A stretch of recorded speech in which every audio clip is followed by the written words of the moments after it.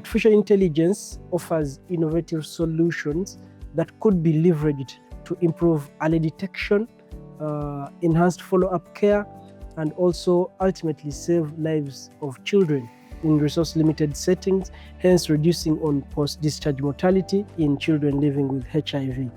It analyzes real-time data from wearable sensors, that is respiratory rate, oxygen saturation, and others, detect early signs of respiratory failure. This gives alerts to caregivers when their child's wheezing and other signs of respiratory failure, and then also start prompting them to seek immediate medical attention.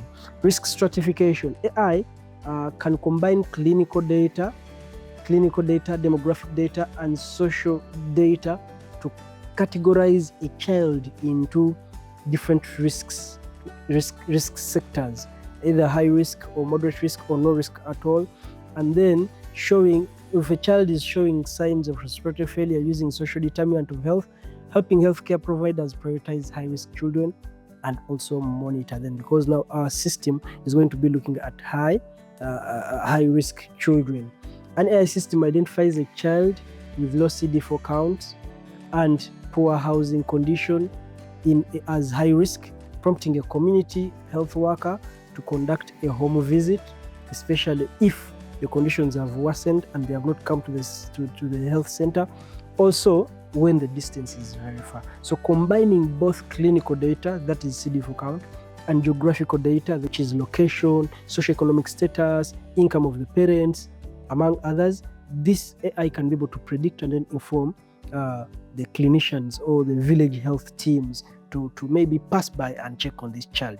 AI-powered solutions can enable remote monitoring of children after discharge from hospitals, or reducing the need for frequent clinic visits. A caregiver uses their smartphone app to record their child's breathing, and AI analyzes the audio for signs of respiratory distress using the wavelength and the pitches and the decibels of the audio, and then classifies the child at high risk or low risk of respiratory failure. AI can analyze image data like chest x-rays to detect pneumonia, TB, or other respiratory complications.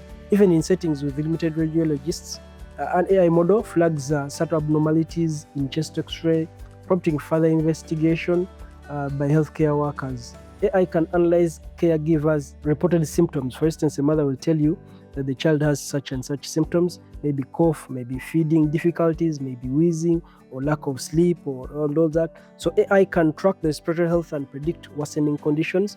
An AI system predicts that a child's cough is likely to worsen based on symptoms, progression, prompting early intervention.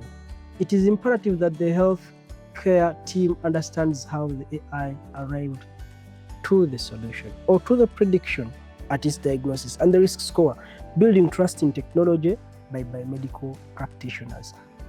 This is what we call explainable AI. We need to be able to explain how AI arrives to the diagnosis and the prediction it has made through all this, so that the clinicians can now be able to know. That is what my project is going to do, and I hope it makes a difference, saves lives, and reducing mortality.